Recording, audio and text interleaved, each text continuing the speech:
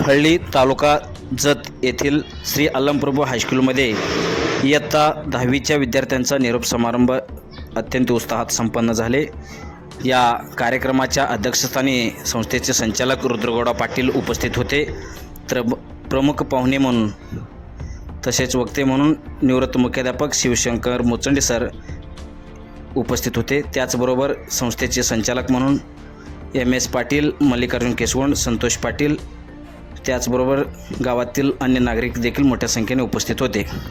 यावेळी आदर्श विद्यार्थिनी म्हणून सानिका विजयकुमार खवेकर या विद्यार्थिनीला 5,000 रुपये रोख रक्कम बक्षीस देऊन तिचा सन्मान करण्यात आला. कार्यक्रमाचे प्रास्ताविक प्रशालेचे मुख्याध्यापक श्री रमेश सुंटाळ सर यांनी केले, तर सूत्रसंचालन मल्लिकार्जुन संघ सर यांनी केले. तर या कार्यक्रमाचं आभार अनिल मोचंडे सर यांनी मानले आहे. या कार्यक्रमाच्या यशस्वीतेसाठी सर्व शिक्षक आणि शिक्षकेतर कर्मचारी यांनी मोठं मोलाचं योगदान दिलं आहे. SY न्यूजसाठी संपादक सतीश अजमाने यांचा हा खास रिपोर्ट.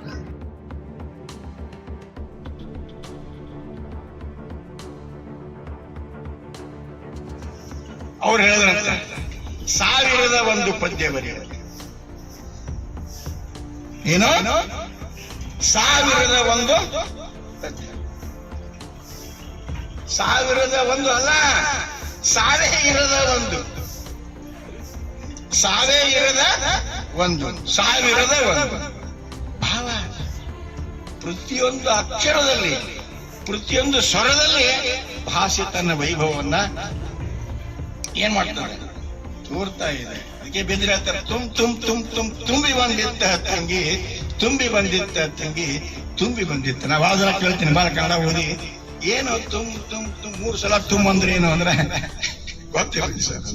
ಅದ ಅಂತ ಪಾಠ ನಾ ಇವತ್ತು ಮಾಡ್ತೇವೆ. ಇವತ್ತು 4 ತಂತಿ ಬಹುಶಃ ಜ್ಞಾನಪೀಠ ಪ್ರಶಸ್ತಿ ಪಡೆದಂತ ಹೌದಾ. 4 ತಂತಿ ಏನು, ಬದುಕಿನ 4 ತಂತಿಗಳು. ಬಹುಶಃ ಕರ್ನಾಟಕದ ಎಲ್ಲಿ ಇವತ್ತು 4 ತಂತಿ ಅಂದ್ರೆ ಏನು ಅರ್ಥ ಮಾಡಕ್ ಒದ್ದಾಡ್ತಾ ಇದ್ದೇವೆ. ಒಬ್ಬ ಕವಿ ಬರೆದ ಒಂದು ಕವನದ ಸಾಲುಗಳನ್ನ ಹೇಳ್ತಾನ, 4 ತಂತಿ, ಆನು ತಾನು ನಾನು ನೀನು, ಆನು ತಾನು ನಾನು ನೀನು, 4 ತಂತಿಗಳು.